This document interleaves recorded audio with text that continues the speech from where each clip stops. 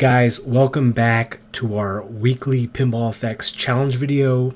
We are already going on to our fourth Zen original table this week. So to recap, we've started with Sorcerer's Lair. That was the first one, probably one of the oldest Zen originals. Then we moved into the Pinball Effects reboot tables. So the new tables that were launched when Pinball Effects rebooted with the new Unreal Engine. These tables were built on top of that engine. So we then went to The Curse of the Mummy. And then this week we had Sky Pirates, Treasures of the Clouds. So we'll talk about Sky Pirates in this video, and then coming up for this week we're going to have a challenge, our one ball challenge, which will be a closed tournament with 10 attempts on the next Pinball Effects reboot release, which was Pinball Noir. So I believe that's all I think that's the 3 tables that were released on launch. It's a table that I find kind of difficult, but theme-wise, I think it's kind of cool, right? The Pinball Noir Art Deco theme. It takes place in the 1940s, and it's loosely based off something they call the Maltese Falcon, which was a 1941 film. I've never seen that, but that's what Pinball Noir is based on. Also, when you think about noir themes, like gangster, mafia type themes, you also got Kingpin from Capcom and Whodunit from Bally. So there's been a few, but I find them to be an interesting theme for pinball. But now let's talk about Sky Pirates, Treasures of the Clouds.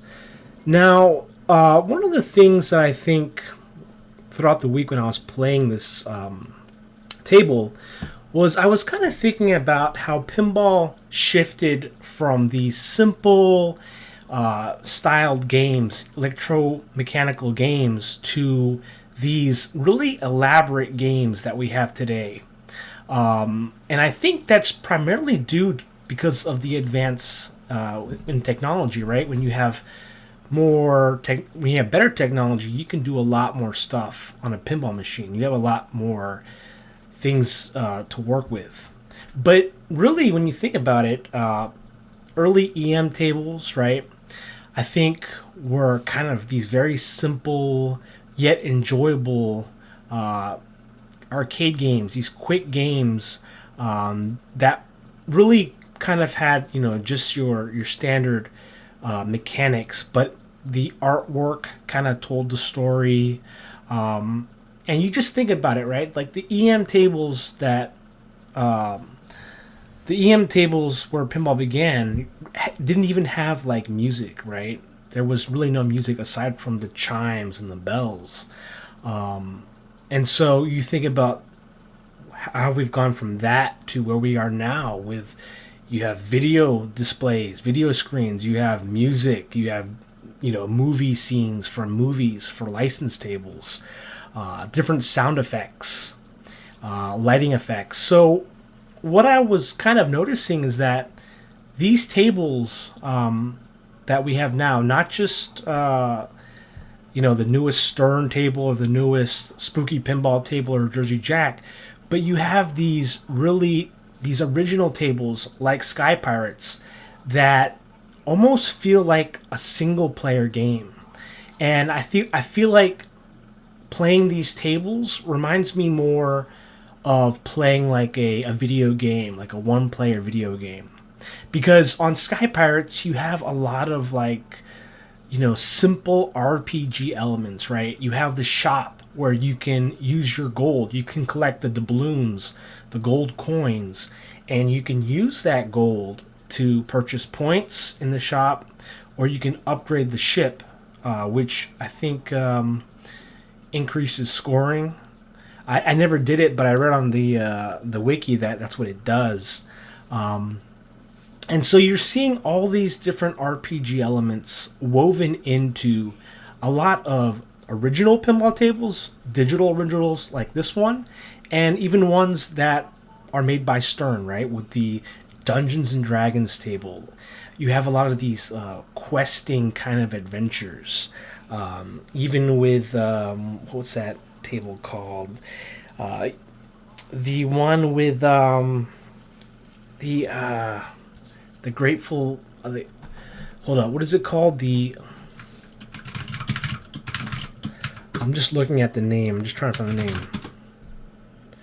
Iron Maiden table, right? On Stern, you know, it's incorporating music, but there's also like quest features. And so that's something that you really didn't have even in like the, you know, in the 90s with the Williams. You had a DMD, but you didn't really have these questing type RPG elements that you see a lot now. Because I think the way that pinball, you know, games, the ones that are made now, because they're no longer being, you know, sent to like arcades, right? People, it's more for private use, is that people now are playing them longer. There's more, they're more detailed and intricate, right? Like the Game of Thrones table. And so you think of all these most recent Stern tables are spooky, and they're very elaborate. There's a lot of rules, a lot of different modes, and then you compare that to, you know, some of the earlier EMs, where the logic was really simple, right? You hit this, roll over, it lights that bumper, you hit, you know, all the drop targets, you get a gate open. And so you also see a shift and change with the logic scheme. So the logic in a lot of pinball has become a lot more complex as the technology has kind of exceeded the potential, basically. So yeah, just kind of think about, always kind of think about how pinball has shifted from where it began to what it is now, because you also have games in different genres fusing with pinball, right? Like, you know, different games that are kind of like brick breakers, or you have these, you know, pinball fusion games that are sort of pinball, but also a little bit of RPG, you know, side-scrolling, all these kind of different fusions. And so, along with that, you just realize that when pinball tables were in the arcades, it seems like, you know, a game session may not be as long as the games that you play today. You know, with all the extra balls that you can get with, you know, the ball save timer, which was fairly, you know, new, or even options where you have the magnet save, where you can kind of save the ball with a magnet. So, yeah, just something that I noticed with a lot of the original tables is, original and new and modern style tables, is this questing RPG elements to it. Because remember, in Gloomhaven, the Gloomhaven table, you could also buy points. There was a shop that you could use gold, and you could also increase your experience points. But that one makes a little more sense, since that's what Gloomhaven kind of is, the board game. But it was interesting to see how Sky Pirates could make a little, make use of RPG mechanics, like a shop, in collecting gold and kind of micromanaging your economy, right? Because what I found was that, you know, collecting the gold, I wanted to buy the ship upgrade, but it was like 30 gold, and I didn't know how long the ball was going to last on a one ball. So I said, you know what, let me just buy points. So I found that pretty cool. Now, moving on to theme with Sky Pirates, it's not really a big diversion from like your standard pirate table, except the fact that it's taking place in the sky. And I find that kind of cool, but I still feel like I was like on a ship in the water, you know, like, I think it's a cool take.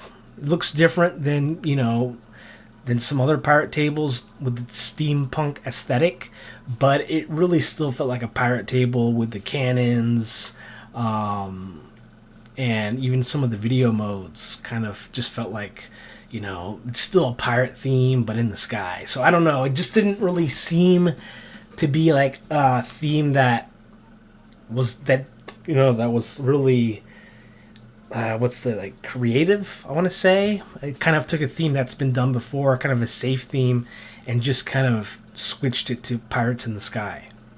But this table, apart from the theme, has a lot of things that are also reminiscent to older Williams tables, right? And something I noticed was the loops. There's a lot of loops on this table with extra flippers, and if you time it right, you can get that middle flipper looping around, and it reminds me of kind of like Steve Ritchie tables in like Black Knight or Black Knight 2000, where you're on the upper playfield, you're looping around. You've also got that dual mode, which was a throwback to the old Williams style DMDs, which looked like a DMD mini game, fairly simple.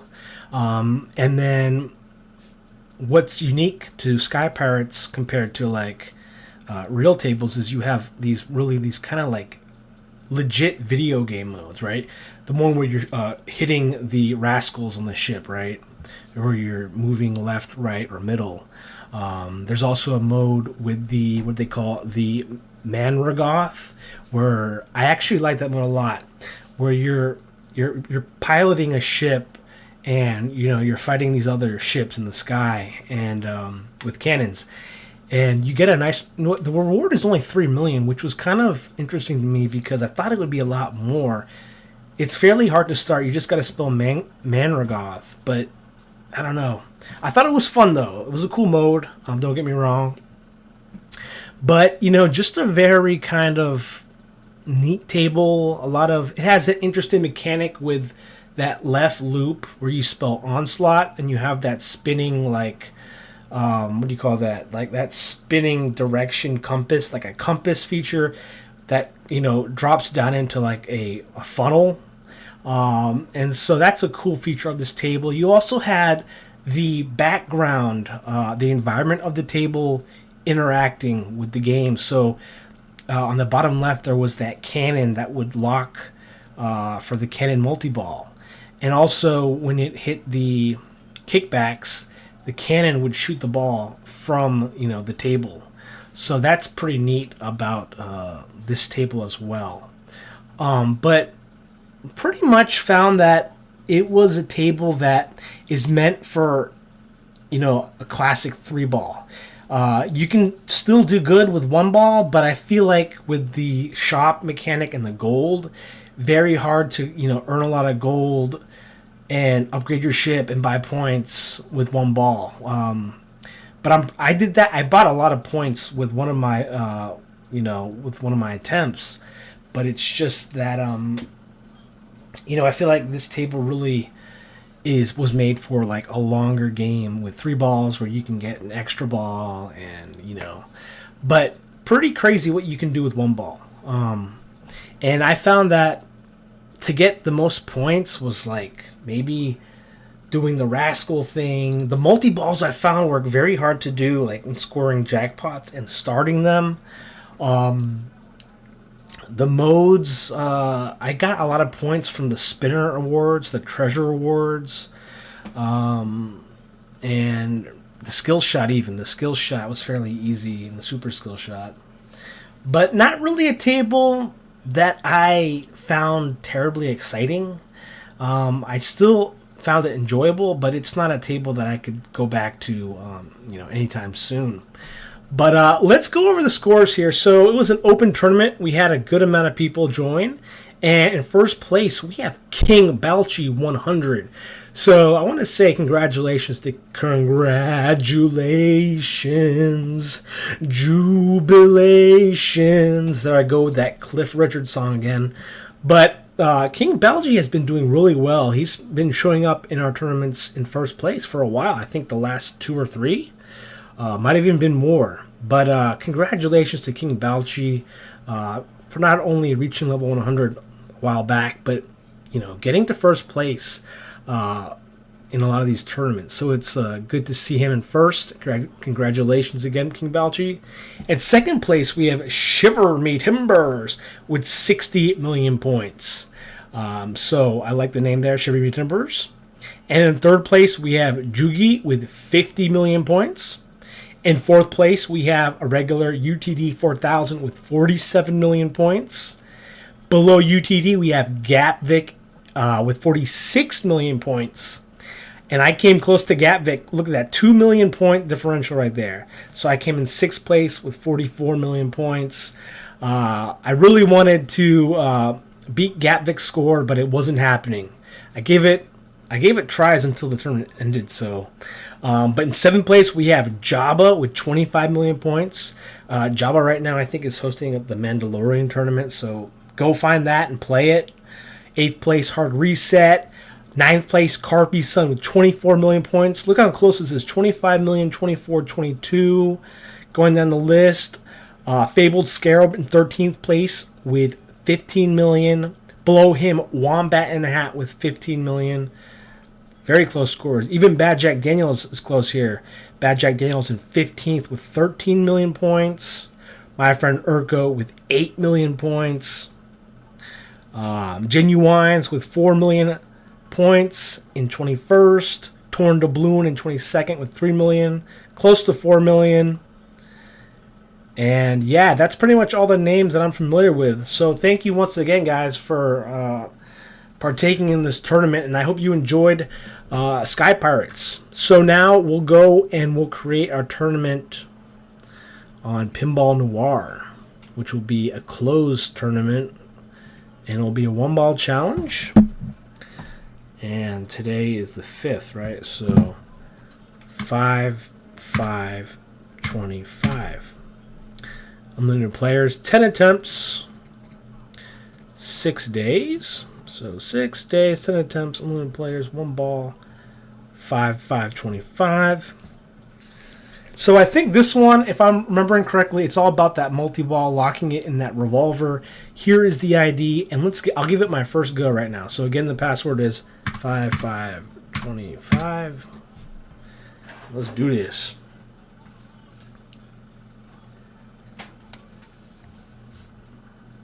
You gotta love the artwork too. I was thinking that I was out of work. Only one bullet. Okay, so the chances are slim. It's a cool mechanic. Look at that. It's like a revolt. Like it looks like a chamber, right? Like a.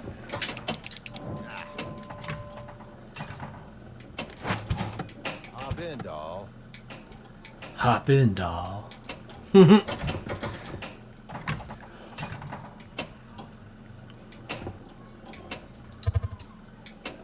Okay, so you switch it now. We try to lock it, right?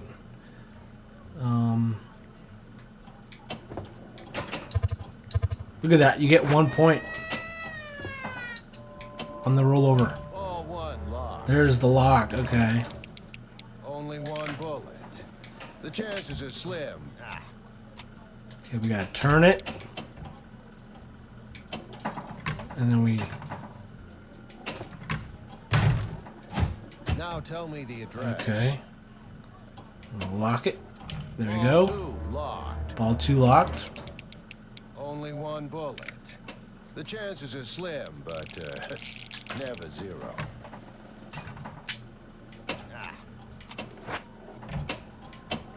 Okay. Just trying to play it as carefully as I can. Now we lock it. There we go. Let's get that multi-ball. Look, and you have these stand-up targets. Oh, come on, man. There's one. Jackpot lit in red. Oh, that gives me a lot of points. That rotating spinner. Oh, man. I need to... Oh, it stopped spinning. I need to get some jackpots. Let me give you a hand. Oh, 5 million for that. That was awesome. You see that? Kind of want to watch the Maltese Falcon now.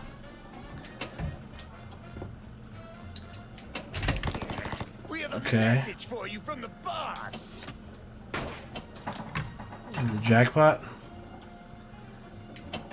Oh no, come on, not the slingshots. Better hurry. Oh no, it's timed. 5, I thought as long as I have 3, 2. No! Time's up. I don't do well under pressure. Still got... Oh! That's fine. Ball 1 lost. I feel like it's just going to be all about this multi-ball. I don't know though. The chances are slim, but I'm not sure if it's going to... I don't know if this is a good tournament table because of that. I mean, it's got some interesting trick shots. But I feel like this multi-ball... Oh, no! well, everything was hunky-dory. Then it rains. Until now. But I think that was maybe a good score for a first attempt. I'm definitely going to practice on it. Maybe even play a 3-ball. But I hope you guys enjoyed, and I hope you guys have fun with Pinball Noir this week. Until next time, I'll catch you guys later. Oh yeah, level 54. Let's go.